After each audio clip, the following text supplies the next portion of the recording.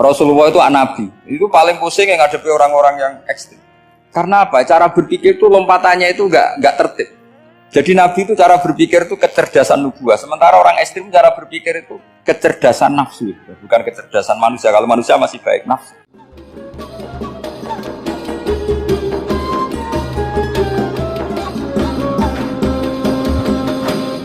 Ada sekian problem dalam memahami Quran, terutama kalau lewat terjemah. Problem itu bisa gawat betul, bukan gawat-gawatan tapi gawat betul. Misalnya ada ayat begini dan terjemahnya pasti begini. Fa'ainama tuwallu fasamma wajhullah. Kamu menghadap mana saja, di arah manapun, di sana ada ridhonya. Itu kalau hanya pakai terjemah, tentu menjadikan kita sholat bisa menghadap ke timur, ke barat, ke utara, dan ke apa? Selatan. Saya cerita sedikit tentang asbabun nuzul. Memang tema sekarang tentang asbabun nuzul. Dulu Rasulullah SAW ketika di Mekah itu sholat menghadap Ka'bah. Tapi setelah pindah di Madinah, di mana Madinah itu ada komunitas Yahudi dan Nasrani, Rasulullah itu menghadap ke Baitul Maqdis. Kira-kira 16 bulan, 16 sampai 17 bulan. Semua riwayat itu kisarannya hanya 16 sampai berapa? 17 bulan. Sehingga orang Yahudi itu bilang begini, Muhammad ini baiklah, meskipun dia membawa agama baru, tapi kiblatnya masih ikut kita, masih baik kan. Setelah 16 bulan, Nabi diperintahkan Allah untuk menghadap ke Ka'bah.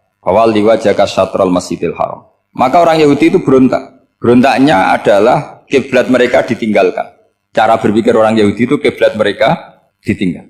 Sehingga mereka bilang mawallahum an qiblatihim allati kanu 'alaiha. Apa yang menjadikan umat Islam berpaling dari kiblat Baitul Maqdis. Kemudian mereka provokatif betul. Ini perlu diperjelas. Provokatif. Bilang begini, "Inna Muhammadan tahayyara fi din." Muhammad ini bingung dalam beragama. Sehingga habis ngomong A ngomong B, habis kiblat Ka'bah, kiblat Baitul Maqdis. Sehingga dalam banyak tarikh disebutkan peristiwa kiblat itu terbanyak melahirkan orang murtad, orang yang keluar dari Islam gara-gara provokasi orang Yahudi. Muhammad tahayyara fi din. Muhammad itu bingung dalam menentukan pilihan apa? Beragama. Kemudian walhasil singkat cerita akhirnya Nabi itu madhep Ka'bah. Apa yang terjadi mukjizat itu adalah bahwa agama ini agama yang mewakili semua agama sebelumnya yang masih orisinil. Yaitu Nabi akhirnya berargumentasi Ka'bah adalah kiblat yang asli, yang lebih tua. Terus mereka tanya, buktinya apa? Dijawab oleh Quran, fihi ayatum bayyinatum maqamu apa?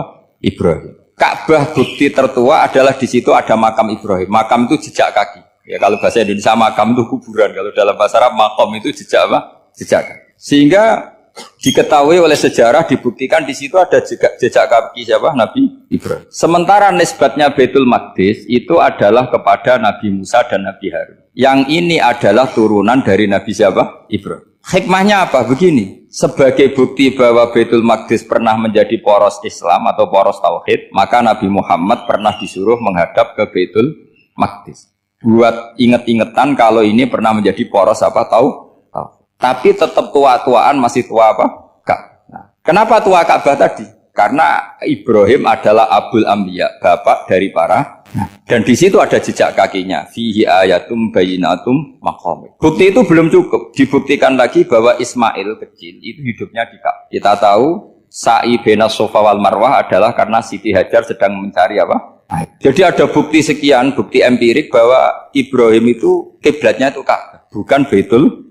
Sehingga ada kata-kata fihi ayatum bayyinatum maqamu Ibrahim. Nah, tanpa ngerti asbabun nuzul, kamu akan mengartikan fa'ainama tuwallu fasamma wajhullah itu salah. Karena di situ kamu menghadap mana saja, maka di situ ada ridhonya Allah. Maka para ulama memberi catatan, maksudnya begini, kamu menghadap kemana saja, asal itu yang diperintahkan Allah, maka di situ ada ridhonya Allah. Harus seperti itu maknanya, disesuaikan dengan konteks asbabun nuzul. Tanpa seperti itu tidak bisa. Dan masih banyak lagi kepentingan tentang asbabun nuzul. Jadi problem sekarang adalah banyak mufassir yang hanya mengartikan dari terjemah. Itu bahaya sekali. Jika ada orang yang menikah secara mut'ah, itu kan mirip kayak transaksi zina.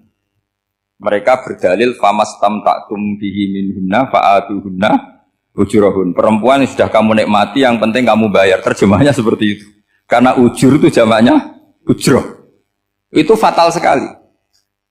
Padahal ayat itu begini, settingannya begini, setting siakul kalamnya atau asbabun nuzulnya begini. Ini sekaligus, memang saya sengaja ngaji dengan tema yang berat, bentuk penghormatan pada yang ngaji. Kalau temanya ringan kan kayak TPQ. Begini asbabun nuzulnya begini. Wal muhsanatu minan nisa yang awal juz 5 itu ya kita santai aja. Yang awal juz 5 itu sebetulnya maktuf diatafkan pada ayat hurrimat alaikum ummahatukum wa banatukum wa akhwatukum wa ammatukum wa kholatukum wa banatul akhi wa banatul ukhti. Jadi perempuan yang haram dinikah itu ada 7. Yang faktor nasab yaitu siapa? Ibu, putri, saudara putri, bulik dari bapak, amah itu bulik dari bapak, kholah itu bulik dari ibu, keponakan dari saudara lelaki, keponakan dari saudara perempuan. Ini disebut haram karena nasab gen. Kalau orang Jawa bilang hanya 4 karena ngitungnya bulik baik dari bapak maupun ibu. Kalau orang Jawa bilang kan bulik terus keponakan dihitung 1. Padahal ada keponakan dari saudara lelaki, ada keponakan dari saudara apa? Perempuan. Wa banatul akhi wa banatul ukhti. Terus kedua, haram karena rodok. Kita tahu dalam hukum Islam rodok adalah sama dengan nasab. Jadi ibu yang pernah menyusui kamu berarti jadi ibu kamu. Dan saudara sepenyusuan berarti menjadi saudara kamu. Ini disebut wa ummahatukum allati arda'nakum wa akhwatukum minar rodok. Terus ketiga, haram karena musoharoh, karena besanan. Jadi pagi ini misalnya saya nikah dengan Sri, bilang qabiltu nikaha wa taswijaha bil mar'il madkur. Setelah nikah dengan Sri ini otomatis ibunya dia menjadi mertua. Otomatis haram saya apa? Nikah. Ini namanya haram karena musoharoh. Atau kamu punya anak Zaid. Zaid pagi ini akad dengan Sri. Berarti Sri adalah menantu Anda. Otomatis haram bagi Anda. Itu namanya haram karena musoharoh, karena bisanan. Itu yang disebut waroba apa haram-haram itu kan saat terus itu wa ummahatun nisaikum. Apa ibu dari istri-istri kamu. Memang ini agak jelimet, tapi memang syaratnya mufassir harus biasa jelimet. Jangan hanya nyari partai ayat-ayat untuk kepentingan partai. Wah itu ngeri. Kacau Quran dipakai kampanye. Terus itu berarti sudah 3 kan? Haram karena nasab, karena rodok, haram karena musoharoh. Terus yang keempat ini haram yang bukan karena sebab pada seorang perempuan tapi karena istri orang. Disebut wal muhsanatu minan nisa. Haram menikahi perempuan yang masih milik orang lain. Nah, orang lain yang menikahi ini istilahnya Allah adalah lelaki yang menikahi perempuan ini adalah lelaki sing muhsinina ghairu musafihin, secara nikah yang sah. Nah, nikah yang sah itu begini dalam hukum fikih Islam. Saya nikah dengan Sri, kalau hanya akad itu saya wajib bayar mahar hanya separuh. Jadi kalau saya janji bayar 1 miliar, berarti wajib bayar berapa? 500 juta. Kalau janjinya 100 juta, hanya bayar 50 juta. Itu yang wajib bil akdi. Nanti wajib sepenuhnya nunggu bil jima. Kalau sudah hubungan intim, baru wajib 100%. Jadi kalau ada di Jawa, nikah dengan seperangkat alat sholat, itu yang atasannya tok, itu wajib karena akad. Nanti bawahnya nunggu setelah hubungan apa? Intim. Nah, ini hukum Quran, bukan hukum saya. Makanya kan wa in talaqtumuhunna min qabli an tamassuhunna, saat terus fanis huma faradtum. Hanya wajib bayar setengah. Nah, perempuan yang sudah diajak hubungan intim itu kata Allah fa'atuhunna ujurahun, maka wajib kamu bayar Jadi ayat itu tentang perempuan yang sudah dinikah, kita harus bayar berapa? Harus bayar penuh.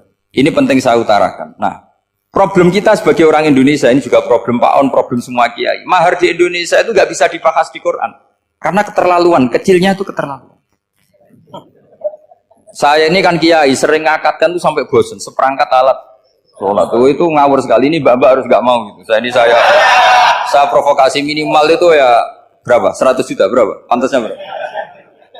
Pantasnya berapa? 10 gram itu berapa nilainya? Kan 1 gram 500.000, baru 5. Ya sudah mendingan itu 10 gram. Quran itu bayangannya gini, sambil latihan, yang hafal-hafal biar latihan. Jangan dapat beasiswa karena hafal tapi nggak jelas juntrungannya. Quran itu bayangannya gini, ini nggak mungkin Quran ini bisa dibaca di Jawa. Wa in aradtum istibdala zaujim makana zauji wa ataitum ihdahunna qintaran fala ta'khudhu minhu syai'a. Jika kamu nikah sama seorang perempuan, kemudian kamu cerai, maka mahar yang sudah kamu berikan jangan ambil lagi. Karena mahar di Arab itu mahal 100 juta, kadang mobil Alphard, kadang GMC. Sehingga setelah menceraikan tuh kebayang menarik. Kok enak dulu saya memberikan itu kan dapat servisnya. Sekarang sudah saya cerai, saya tarik. Kalau mahar di Indonesia kan seperangkat alat sholat. Jadi gak kebayang ada kalimat fala ta'khudhu minhu jangan ambil lagi. Kebayang ngambil aja enggak? Apalagi kalau nikahnya sudah 2 tahun kan sudah lusuh, sudah. Tapi kalau di Arab itu kebayang karena mahal. Makanya orang Arab suka nikah orang Indonesia karena murah. Jadi bahasa kintoron itu harta yang enggak ternilai. Wa ataitum ihdahunna kintoron. Kok yang enggak ternilai? Mahal betul. Itu pernah saya hitung, ada yang mahar itu 400 juta. Ya sekira segitu. Nah, makanya setelah dicerai Allah memperingatkan setelah kamu kasihkan ya jangan minta lagi. Kenapa kepikiran minta? Karena jumlahnya besar. Kalau di Indonesia kepikiran nggak minta ya? Nggak kepikiran, saking kecilnya. Seperangkat alat sholat, kadang 1 juta. 1 juta itu setelah hubungan intim. Sebelumnya yang wajib hanya 500. Itu kan nggak kebayang. Makanya susah ngartikan Quran di Indonesia, kadang susah. Karena kadang terlalu. Itu pernah Sayyidina Umar radhiyallahu anhu pernah bilang begini. Wahai para perempuan, mahar itu jangan mahal-mahal. Kasihan para lelaki. Itu ada perempuan alimah ya, orangnya alim betul. Itu usul langsung gini, ya Amirul Mukminin, laisa dzalika laka ya Amirul Mukminin. Waqad qala ta'ala wa atitum ihdahunna qintaran. Kamu hanya seorang Amirul Mukminin, tidak berhak bikin aturan pembatasan mahar. Allah saja tidak batasi. Kenapa kamu batasi? Sehingga dulu yang namanya nikahnya Sulaiman Agung atau Jamaluddin siapa Ratu Agung. Kalau hadiah ya sampai tas mahal itu. Ini kan dari bahasa Arab mumtaz mahal. Mumtaz itu istimewa, mahal itu dia punya istri yang sangat dicintai, dikasih hadiah mumtaz mahal. Terus ilat Jawa jadi apa? Tas mahal. Itu sama Mujid Ulil Albab kalah. Itu kalau cerai kan kepikiran minta lagi. Dikasihkan yang baru. Tapi kalau di Indonesia tidak mungkin karena apa tadi? Seperangkat alat sholat. Begitu nyari yang murah lagi. Yang bagus kitanya, bungkusnya yang bagus. Maka nggak mungkin kita maknani Quran tanpa mengenal yang bernama asbabin. Karena makna ayat itu bisa kacau kalau kita tidak tahu asbabin. Yaitu kayak tadi makna fa'ina ma tuwallu fasamma wajhu. Itu maknanya kan kamu menghadap mana saja, boleh saja di sana ada ridhonya Allah. Berarti kan bisa ke timur, ke selatan, ke utara, ke barat. Itu bahaya betul. Sehingga kata ulama harus mengkaji asbabin supaya porsi ayat ini sampai semana jauhnya itu kita tahu. Tanpa tahu itu tidak bisa. Begitu juga menyangkut kiblat. Sekarang saya tanya, kemarin kan ramai dulu di Kemenak, kiblat semuanya diukur dengan GPS, terus beberapa masjid dikomentari salah, karena diukur pakai apa?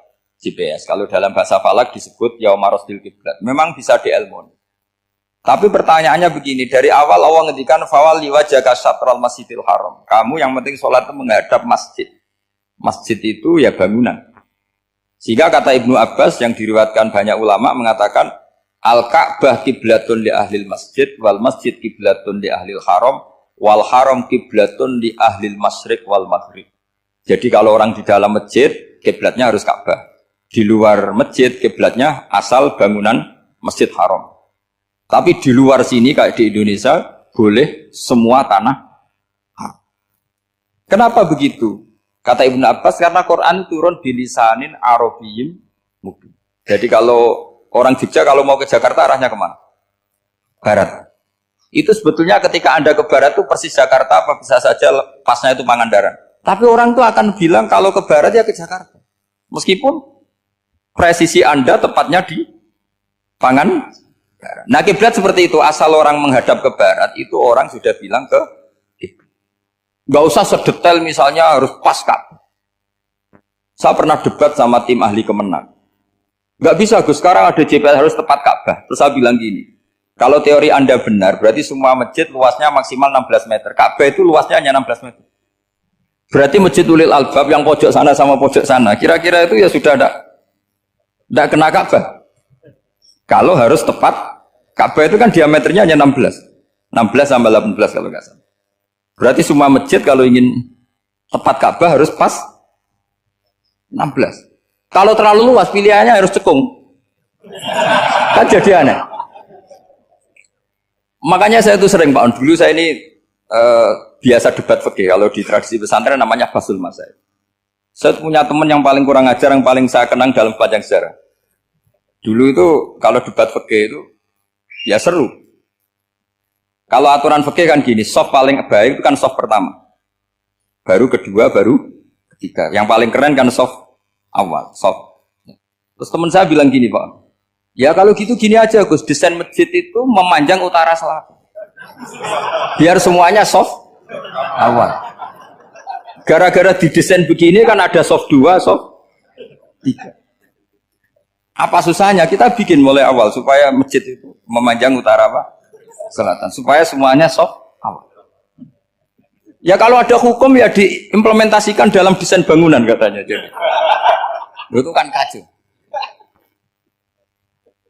Terus akhirnya saya jawab, lalu setelah begitu yang paling afdol siapa? Yang dekat imam. Ya sudah, bikin cekung saja kalau gitu. Artinya gini ya, beragama itu yang sehat. Jadi beragama itu berdasar riwayat. Berdasar riwayat, pernah ada ulama yang hitung, Madinah menghadap Ka'bah itu ya tidak pas. Pernah dihitung pakai GPS. Kiblat Madinah ke Ka'bah itu ya tidak pas. Tidak seperti yang pernah dianjurkan Kemenak. Karena apa? Agama ini ngikuti bilisanin arabiyim mungkin. Seperti jenengan gini. Semua ini istilahnya apa? Menghadap Gus Bah. Padahal ada yang agak sana, agak sana. Semuanya ngaji sama siapa Gus Bah? Ya sudah. Istilahnya bertatap muka. Memangnya kita benturan.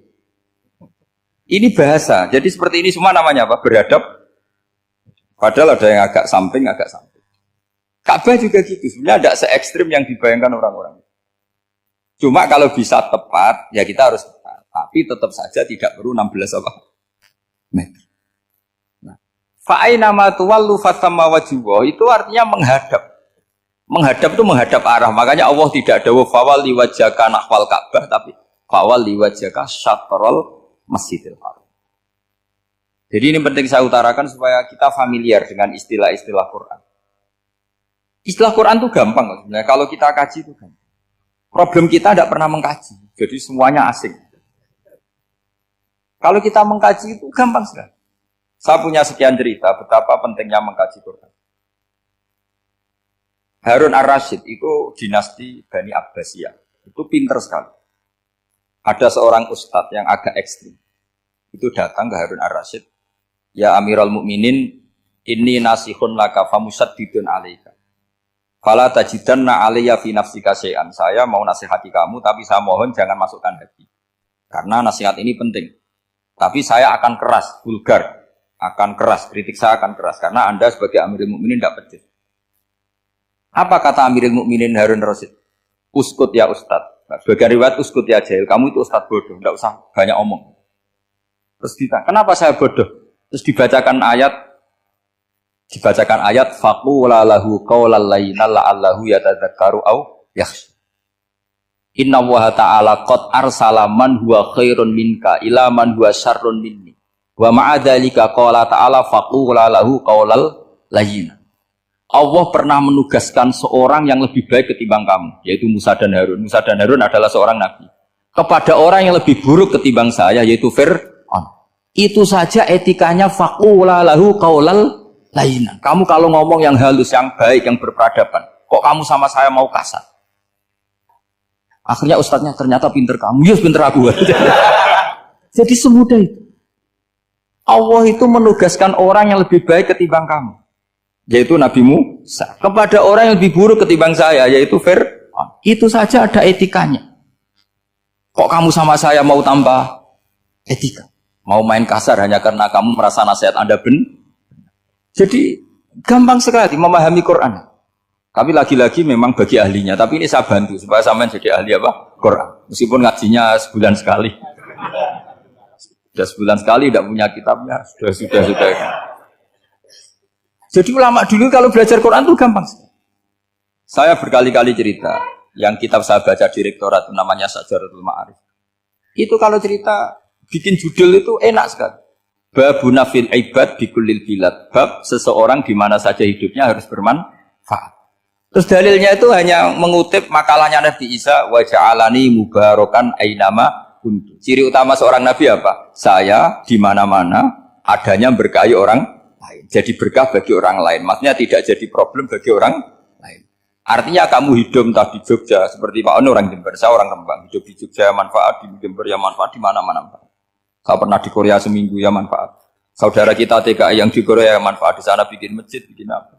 Karena ngendikane Allah menceritakan Nabi Isa siapa? Wa ja'alani mubarakan ainama kuntu. Saya adalah orang yang di mana-mana berkah. Artinya manusia eksistensinya harus seperti itu, hidup di mana saja.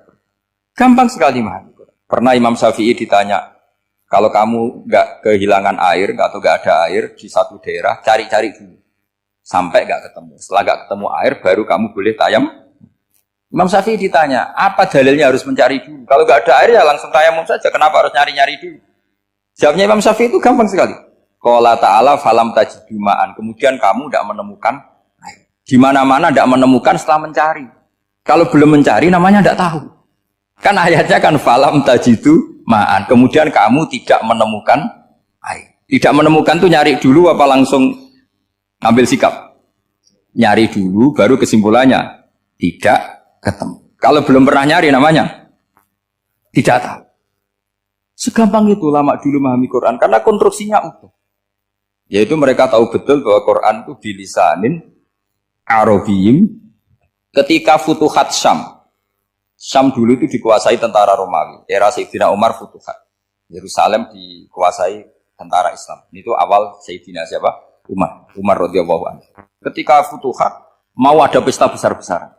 Tapi Umar menolak. Ketika menolak, kenapa Anda menolak? Beliau hanya membaca ayat Innallaha ta'ala ayyara qauman faqala adhabtum thayyibatikum fi hayatikumud dunya. Allah itu mengkritik satu komunitas kaum yang zaman di dunia menghabiskan semua kenikmatan. Maka kita tidak perlu syukuran besar-besaran. Jangan-jangan jatah kita di akhirat kita habiskan di dunia. Itu adhabtum thayyibatikum fi hayatikumud. Semudah itu. Semudah itu ulama. Rasulullah pernah dahar, pernah makan. Makan karena 3 hari gak makan, cara di Indonesia gak makan nasi, gak makan daging, sudah lama sekali. 3 hari Nabi itu hanya makan kurma dan air putih. Pernah Nabi gak makan roti sampai 3 hari. Kalau Indonesia mungkin gak makan nasi. Di hari ketiga, ada sahabat yang berbaik hati, Nabi disembelihkan kambing, dipotongkan kambing, Nabi disuruh dahar.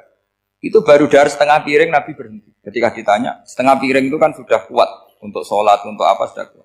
Ditanya, ya Rasulullah kenapa berhenti? Bukankah engkau tidak makan ini 3 hari? Nabi menjawab, walatus alumna yauma idzin anin naim. Semua nikmat yang saya rasakan nanti ada pertanggungjawabannya. Makanya saya tidak ingin banyak-banyak. Wah itu kalau diterapkan di sini enggak populer.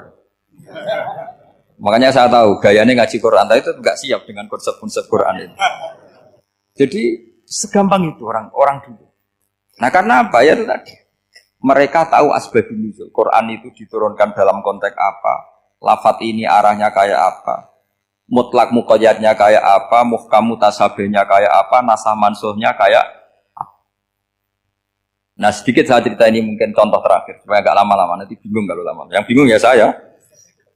Bingung cara memahamkan. Jadi kalau guru itu kan bingung cara memahamkan. Kalau murid bingung cara memahami. Gak tahu tingkat kebingungannya sama. Kalau guru itu bingung cara memahamkan. Kalau murid bingung cara.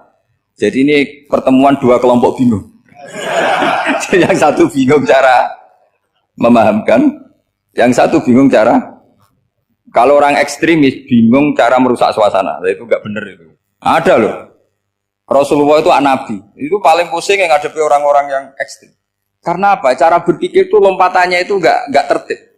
Jadi Nabi itu cara berpikir itu kecerdasan nubuah. Sementara orang ekstrim cara berpikir itu kecerdasan nafsu. Bukan kecerdasan manusia. Kalau manusia masih baik nafsu. Misalnya begini, kalau dalam tradisi nubuah itu. Saya dengan Pak Anu berteman lama. Mulai tahun 2000 berapa. Itu kalau Pak Anu bertamu ke saya, harusnya tidak usah tak kasih makan. Karena sudah dekat.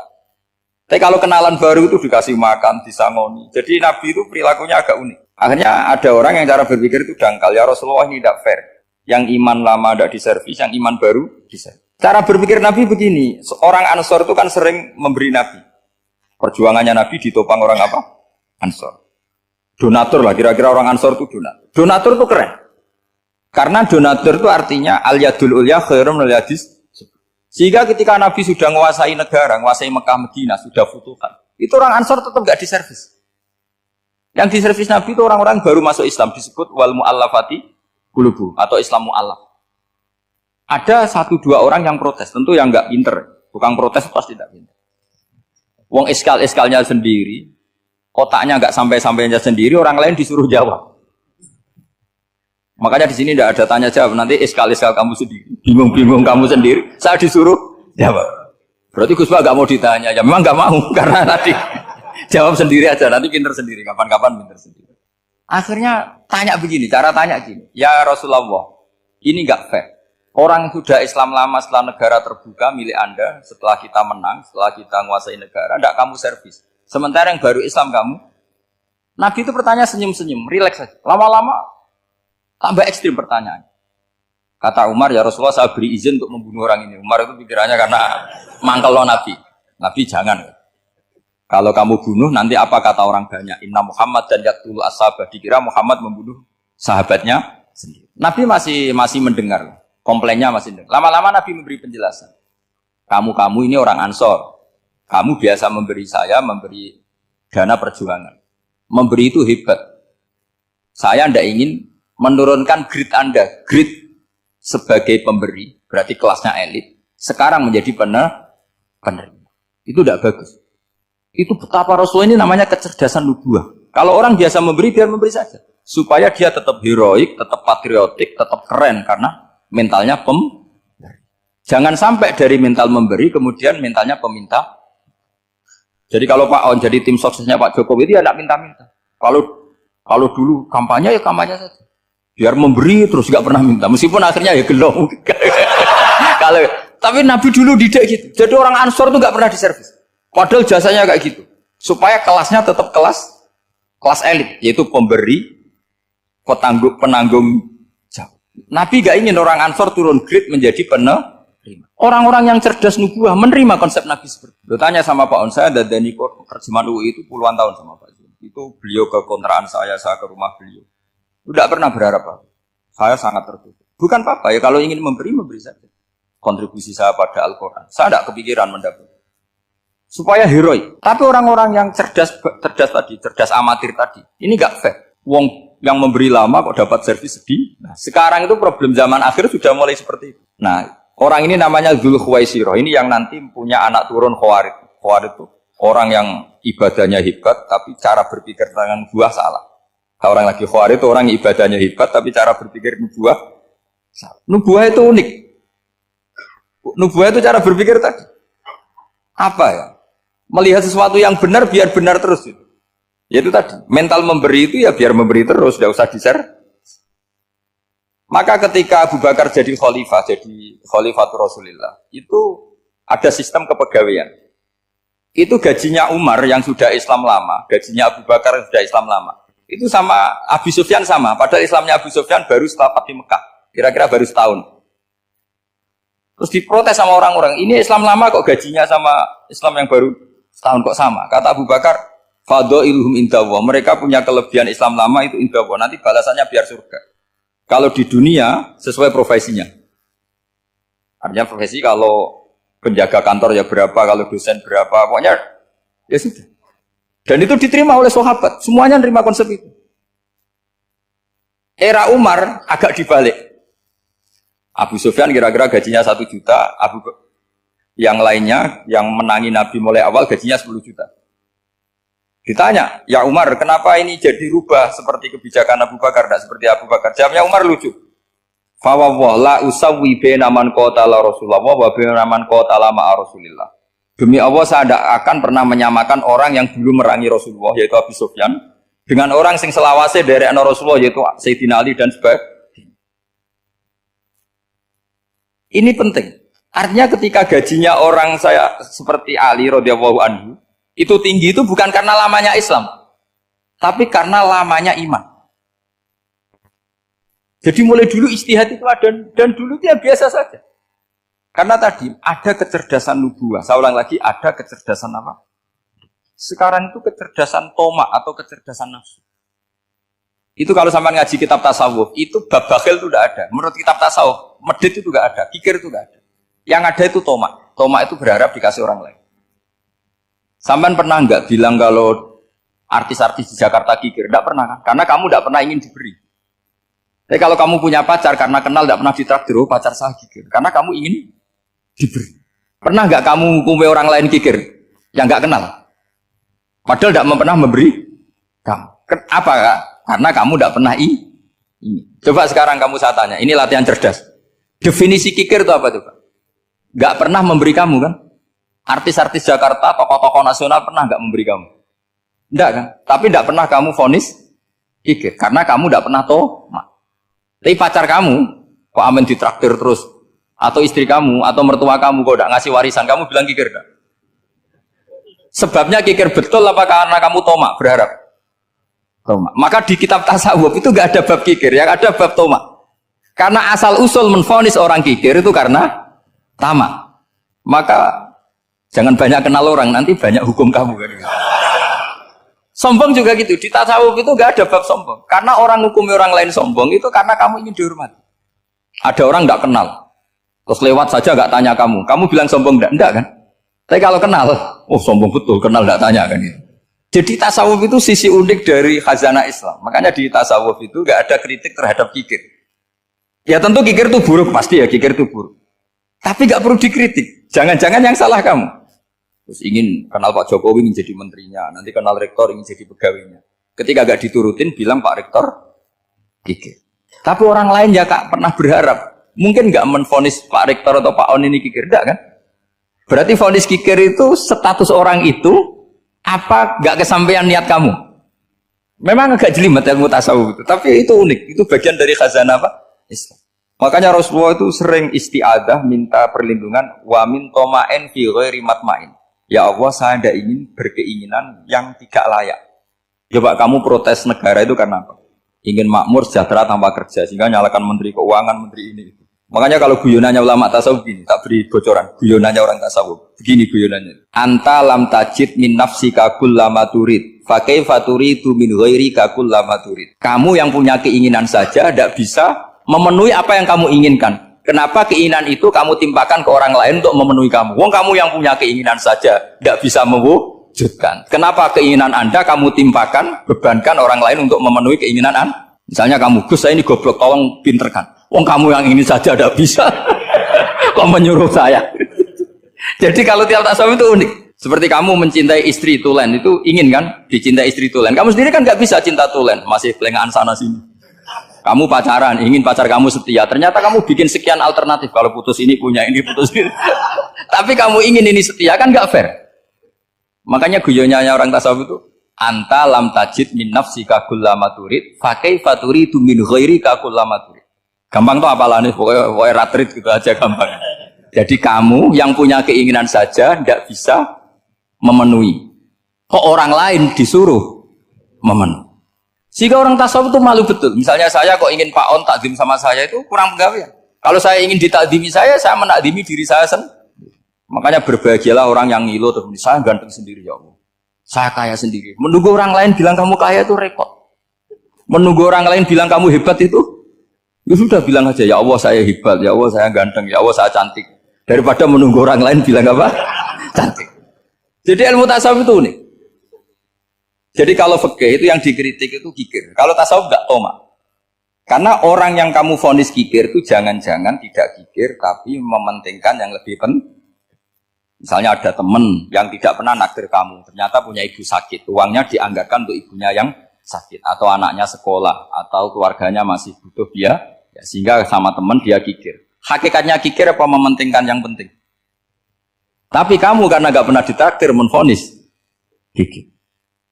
Nah, ini pelajaran. Jadi makanya yang dianteni ilmu tasawuf itu tomak, tamak. Jadi kalau dalam bahasa Indonesia bukan kikir.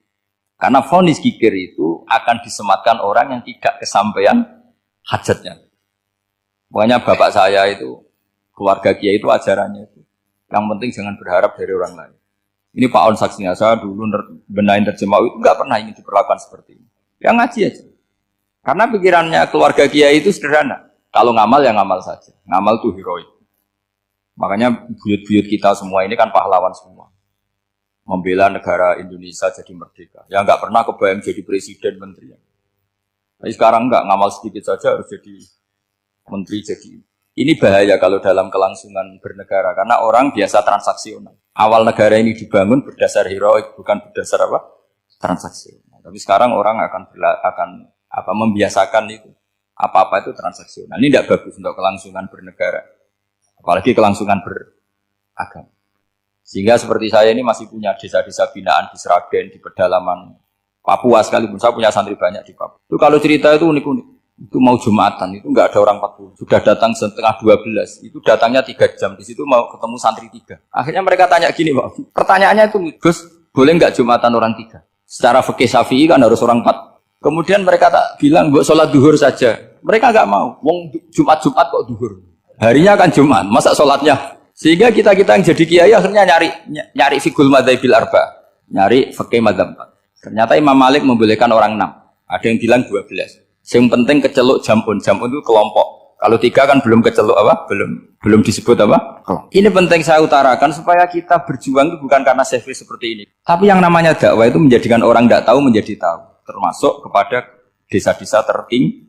Sama. Yang namanya menteri itu pembantu presiden untuk memenuhi kebutuhan rakyat banyak. Sekarang misalnya menteri pertaniannya itu hebat, cerdas, tapi petani nggak mau nandur padi mau apa itu? Coba yang membantu ketahanan pangan itu para petani mau nanam padi apa karena menteri pertanian? Karena petani mau nanam. Ya sudah GR saja, kita pembantu presiden semua. Karena ikut menyumbangkan ketahanan pangan. Tapi kamu kan nggak digaji, kita keren, ngamal tambah harap gaji. Ini penting supaya Anda itu nggak hati kecil gitu. Ikut menyumbang negara tanpa ingin dapat gaji. Keren nggak? Nah, itu nubuah. Apa? Nubuah. Orang Ansor itu seperti itu. Sehingga ketika Rasulullah wafat dan ada kompetisi kepemimpinan, itu orang Ansor nggak ikut. Sudah kita makmum saja, silahkan dibagi di. Saking baiknya orang Ansor. Nah, makanya saya ulang lagi ya.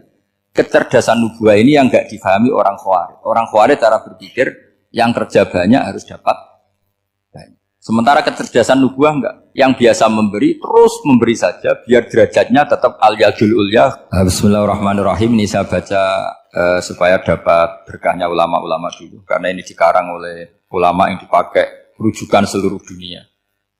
Begini, qala Ibnu Taimiyah ma'rifatu sababin nuzuli yu'inu ala fahmil ayat. Jadi mengenali asbabun nuzul itu membantu memahami secara benar ayat itu. Karena tadi kalau ayat itu dipotong itu maknanya bisa kacau kayak tadi famastam ta'tum bihi minhunna fa'atuhunna ujuruhun. Kalau diterjemah itu kan mendukung kawin mut'ah. Kalau terjemahnya saja perempuan siapa saja yang pernah kamu nikmati yang penting kamu bayar. Itu kan aliran sesat dan menyesatkan. Itu konteks asbabun nuzul tidak seperti itu. Perempuan yang sudah menjadi istri kamu, seorang lagi perempuan yang sudah menjadi istri kamu, jika sudah kamu hubungan intim, maka maharnya harus dibayar penuh. Tapi kalau belum hubungan intim, maharnya hanya wajib separuh. Fanis suma farotum illa ayafuna aw ya'fualladzi biyadihi uqdatun nikah. Tapi tadi kalau di Indonesia gimana Gus? Ya itu yang repotnya. Maharnya itu tadi mau kena atasan dan apa? Bawahan. Wah kacau kalau di Indonesia. Sehingga kita bingung kalau dalam logika Arab kan gitu.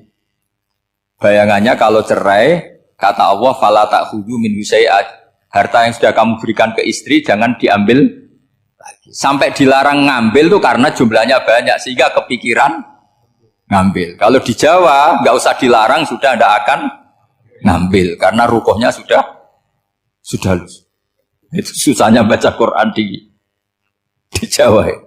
Karena dari awal maharnya terlalu apa? Kecil. Terus beliau Imam Suyuti termasuk di sini menyontohkan yang pasti salah kalau difahami yaitu tadi ayat apa itu fa'ina matuwallu fastaman wajib. Jadi beliau terus meringatkan betapa pentingnya mengenali asbabin nuzul. Karena asbabun nuzul itu gampang. Saya ulang lagi, asbabun nuzul itu gampang. Gampangnya begini ya, kan ada satu peristiwa. Misalnya begini, Rasulullah itu kan mengkritik penuhanan Lata dan Uzza. Berhala-berhala itu dituhankan, dikritik sama Rasulullah.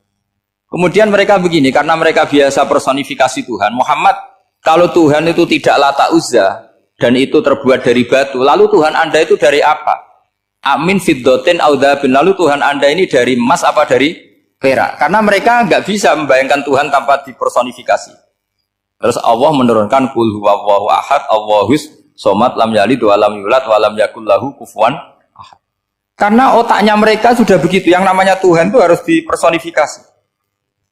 Makanya saya kemarin di Korea seminggu, cerita yang paling unik gini Pak On, ada bos Islam, ada bosnya TKI yang baik. Mereka mengizinkan pekerjanya sholat. Bareng sholat tuh diingeti ke atas ke bawah, kok nggak ada arcanya. Sehingga setelah sholat dibilang, apa saya berikan berhala sekalipun? Karena nggak kebayang ada orang sholat kok tanpa berhala, tanpa Tuhan. Yang kamu sembah itu mana? Kok nggak ada? Apa tak belikan? Jadi unik. Nah teman saya yang satu unik lagi, dia termasuk pegawai Garuda yang derekno saya ke Korea itu orang pegawai Garuda. Dia karena orang kaya biasa ke Eropa kemana-mana itu. Singkat cerita dia sholat di mall karena nganggep Korea itu sudah negara maju kayak Eropa. Setelah sholat di mall pas asar itu, security-nya nelpon polisi. Pak polisi di sini ada ritual teroris. Jadi kalau menamakan sholat itu ritual. Jadi artinya apa? Ritual-ritual yang kita lakukan itu macam-macam cara pandang. Orang ateis itu kan Cina kan Korea itu kan ya Cina lah, Korea, Jepang, RRC itu kan sipit. Itu ya yang namanya ibadah sembahyang harus ada patungnya atau ada arcanya atau ada benda-benda. Orang Islam kan nggak ada sama. Makanya mereka itu kok bisa? Problemnya kita, saya ulang lagi, ini problemnya. Problemnya kalau ada itu ya repot. Begini misalnya, ini masih tentang asbabun nuzul. Ini contoh terakhir tentang masih asbabun nuzul. Umar radhiyallahu anhu, sahabat Umar itu kalau mencium Hajar Aswad itu sambil gedumel. Tidak berdoa tapi gedumel. Masyhur. Itu ada di Bukhari. Alim tu annaka hajarun la tadurru wa la tanfa. Walau la anni ra'aitu Rasulullah qabbalaka ma qabbaltuka. Saya tahu loh. Nyium Hajar Aswad dicium tapi sambil gedumel. Saya tahu loh, kamu hanya batu, enggak mandoroti, enggak manfaati. Kamu jangan GR, saya cium itu jangan GR. Kalau saja saya tidak melihat Rasulullah mencium kamu, maka saya ada sudi nyium kamu. Dah gitu aja. Terus itu tiap nyium Hajar itu tidak doa. Kalau kamu kan nggak minta kaya, minta macam-macam. Kalau Umar malah gitu. Nah, kenapa demikian? Itu ada asbabun nuzulnya. Umar itu saksi sejarah. Ketika Rasulullah Fathi Mekah, Nabi kan tawaf terus mencium Hajar. Itu di belakang masih banyak orang kafir. Kebetulan Umar masih di sana. Sudah Islam Umar, tapi dia di belakang. Dengar orang-orang kafir, Muhammad itu tua aneh. Katanya melarang nyembah batu. Ternyata dia nyembah batu. Jadi Nabi nyium Hajar Aswad itu dikira nyembah. Katanya ngelarang nyembah batu, tapi dia kok nyembah batu. Karena Nabi mencium Hajar Aswad. Nah karena untuk menghilangkan stigmasi itu, Umar tiap nyium Hajar Aswad itu ngomong gitu.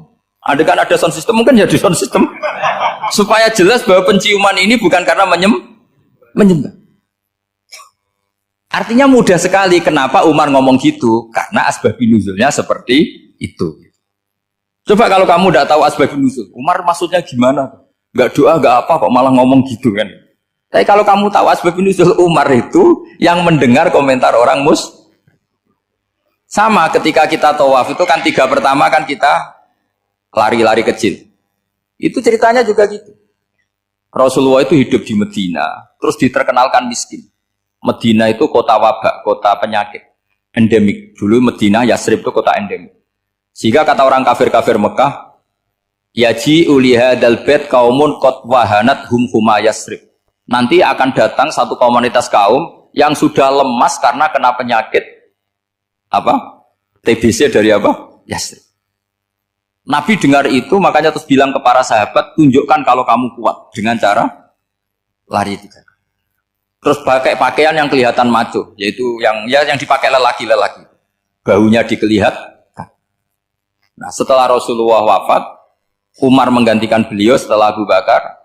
Umar bilang gini, sebetulnya tawaf seperti ini, yaitu lari pertama 3 putaran pertama lari dan memperlihatkan pundak seakan-akan orang maco itu sudah enggak perlu. Karena alasan itu sudah tidak ada. Tapi ini tinggalan Rasulullah, maka jangan rubah ya tetap seperti ini. Akhirnya meskipun sudah tidak ada alasan tadi menjawab stigmasi orang apa kafir, tetap tawaf seperti itu. Jadi memang agama itu unik. Kadang kita harus tahu alasannya, tapi alasan itu kalau menjadi mahatul hukmi, pijakan hukum sah. Misalnya kamu terus bilang gini, ya berarti tawaf sekarang bebas, gak perlu seperti itu. Kan alasan itu sudah ada. Nah di sini pentingnya riwayat. Riwayat itu begini, logikanya sudah nggak ada, tapi kaifiah itu, cara itu masih kita terus. Dan itu memang, saya ulang lagi, harus tahu asbabun nuzul. Saya beri contoh ya misalnya, wa idza darabtum fil ardi falaysa 'alaikum junahun an taqsuru minas shalah. Terus ayat di mana? In khiftum ayyaftinakumul ladzina kafaru. Jika kamu pergi dalam keadaan takut ditangkap orang kafir atau takut diculik orang kafir, maka kamu boleh mengqasar salat. Itu jelas ada ayat in khiftum ayyaftinakumul ladzina kafaru. Jika kamu takut diculik orang kafir. Sehingga ketika ba'da Fathi Mekah, setelah Mekah dikuasai Islam, Umar tanya, ya Rasulullah, kenapa engkau masih sholat qasar? Bukankah kita sudah aman? Waqad qala ta'ala in khiftum ayyaftinakumul ladzina kafaru. Allah ngendikan boleh mengqasar itu kalau dalam kondisi takut. Waqad kunna fi amrin, sekarang kita sudah aman. Jawabannya Rasulullah itu unik. Ya Umar, hadihi sodaqotun faqbalu sodaqoh. Ini sodakohnya Allah, bonus, sudah terima saja, enggak usah catatan-catatan gitu. Sehingga era Umar, ya ada lagi yang tanya Umar ke gitu. Terus kata Umar, sa'altu dzalika Rasulullah sallallahu alaihi wasallam faqala hadihi shadaqatu wa faqbalu shadaqah. Sudah ini bonus dari Allah, terima saja. Ini kan unik. Padahal kalau secara disiplin ilmu kan begini. Kamu boleh mengqasar salat kalau dalam bepergian dan dalam keadaan takut. Logika hukumnya kalau tidak takut tidak usah. Sama seperti begini. Kamu kalau pergi jauh seperti saya Pak On, itu ngosor sholat apa enggak ngosor kan? Alasannya kalau kosor itu, kalau pergi itu masyakot, repot.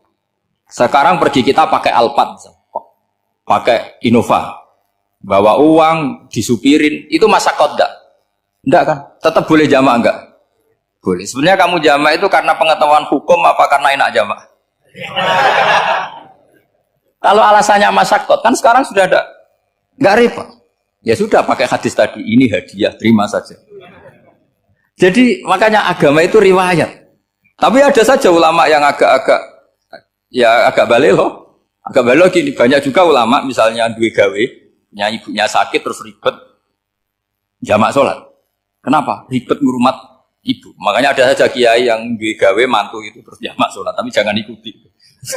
Tapi ada saja karena alasannya jamak itu karena apa? Repot. Ya ada saja, tapi ya jangan ditiru. Cuma saya ini cerita analisis hukum itu memang agak-agak unik. Jadi tadi kadang Nabi itu ditanya, ya Rasulullah, kita dulu boleh jamak qasar ini kan karena in khiftum ayyaftinakumul ladzina kafaru, takut diancam orang kafir. Sekarang aman, kenapa tetap jamak? Jawabannya Nabi, ini hadiah, terima saja. Ya ada sahabat yang bantah, kenapa Nabi? Allah itu zat yang baik, kalau sudah ngaji bonus nggak pernah ditarik lagi. Makanya Nabi kalau berdoa itu unik. Ya.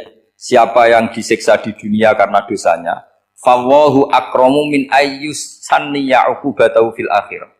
Kalau ada orang salah kok di dunia sudah dikasih sanksi, Allah itu lebih mulia untuk mengulang nanti di akhirat. Akram itu Allah terlalu mulia, maksudnya orang kepikiran wis males ya selesai, tidak akan di. Kalau sampean kan enggak, masih ingin lagi. Jadi itu cara berpikir apa? Nubuah. Jadi berpikir nubuah itu beda. Ada orang pas sujud diinjek sama orang fasik, diinjek, kemudian si yang sujud tadi, wawah la yaghfiru wallahu laka, demi Allah tidak akan ngampuni kamu. Itu langsung Allah memberi wahyu sama Nabi di zaman itu. Bilangin yang sudah sujud itu, dia harus minta maaf sama saya, kata Allah. Mangzalladzi yata'alla ala fulan, dia bersumpah bahwa Allah tidak akan memaafkan orang, itu harus diralat. Nabinya iskal, kenapa ya Allah? Yang Tuhan itu saya ini punya sifat dua, bisa menyiksa dan bisa memaafkan. Kenapa dia milih sifat saya satu tidak memaafkan? Akhirnya apa? Orang yang nginjek tadi sama Allah dikasih tobat dan jadi orang soleh.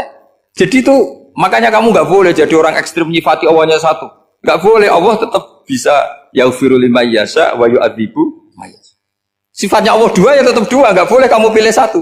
Misalnya kamu kan biasanya gini, yang ghafur untuk kamu, yang sadidul uqab untuk orang lain. Mesti kelakuannya sama kan begitu. Nggak boleh seperti itu. Rasulullah kayak apa bencinya sama Wahsy? Karena Wahsy itu qatilu Hamzah. Yang membunuh Sayyid Hamzah siapa? Itu bencinya bukan main Rasulullah. Sampai maksud Wahsy. Tapi sama Allah malah diturunkan ayat laisa laka minal amri syai'un aw yatuba alaihim aw yu'adzib. Muhammad, meskipun kamu kekasih saya itu tidak wilayah kamu, maafkan atau enggak, terserah saya kata Allah. Ternyata betul, malah wahsi dikasih tobat. Nah sekarang enggak, orang itu nyifati Allah sama orang lain syadidul iqab, kalau sama dirinya enggak boleh seperti itu. Allah ya sifatnya tetap. Jadi boleh kamu misalnya berdoa, ya Allah mbak yang cantik itu semoga dapat jadi istri saya. Mbaknya juga boleh berdoa, ya Allah naudzubillah min dzalik. Jadi ini adu kekuatan, nanti terserah nanti Allah pihak yang mana. Kayaknya pihak yang perempuan. Karena kasihan kan kalau cantik dapat orang apa? Jelek. Saya tuh andaikan boleh fatwa fikih, yang saya haramkan tuh orang jelek dapat orang jelek. Karena kasihan anak-anaknya, tahu-tahu jelek banget. Jadi kan kasihan itu. Jadi dalam Islam itu seperti itu. Jadi apapun benci kita sama musuh kita, Allah bisa saja memperlakukan musuh kita secara baik. Karena Allah itu yaghfir. Tetapi kita harus sifati Allah yaghfiru liman yasha wa yu'adzibu. Jangan karena kita benci seseorang seakan-akan Allah sama dia pasti menyek. Itu yang dicontohkan Allah kepada Rasulnya, itu beliau tidak cocok sama Wahsy, malah Wahsy dikasih petunjuk. Makanya terus ada ayat apa laisa laka minal amri syai'un aw yatuba alaihim aw yu'adzib. Muhammad, tidak wilayah kamu saya menentukan mengadab atau mengam. Makanya rata-rata kiai ulama itu halim. Orang halim itu rileks, layinal janib, tidak gampang menvonis orang lain. Biar Allah tetap dengan sifatnya yaf'alu ma yasha, bahwa Allah bisa melakukan apa saja. Soal kamu benci sama seorang, benci saja atas nama kamu, jangan nyatut-nyatut Allah. Misalnya kamu cinta seseorang, wah ini yang calon presiden ini harus jadi presiden. Ternyata Allah menghendaki jadi menteri, mau apa? Ya Allah ya faluma ya sak, mau apa coba? Yang kiai atau Pak On, BPAI, pantasnya kan menteri agama itu Pak On. Tapi kalau Pak yang takdir gitu mau apa ya sudah, Allah ya falu, santai. Itu rileksnya ahlul ilmi, ya sudah santai saja. Ini negaranya Allah, ini kerajaan Allah, ini buminya Allah, ya Allah biarin ya falu. Mas, jadi Tuhan Allah kamu yang repot. Jadi Tuhan itu Allah kamu yang repot. Ya Allah biar tetap ya falu, mayasa. Allah boleh ya firli mayasa, udah tibu mayasa. Assalamualaikum warahmatullahi wabarakatuh.